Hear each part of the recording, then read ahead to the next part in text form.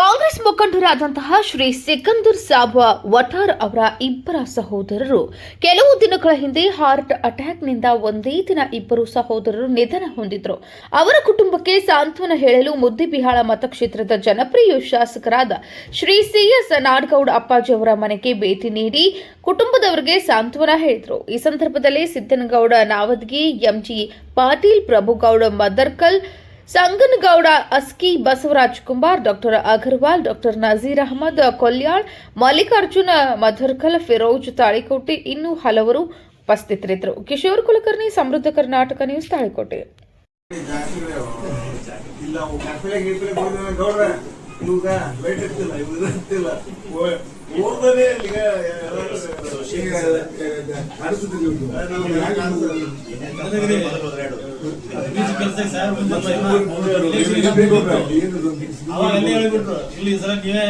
ಪ್ರಚಾರ ಮಾಡಂಗಿಲ್ಲ, ಏನ್ ಮಾಡಿದ್ ಹೇಳಂಗಿಲ್ಲ.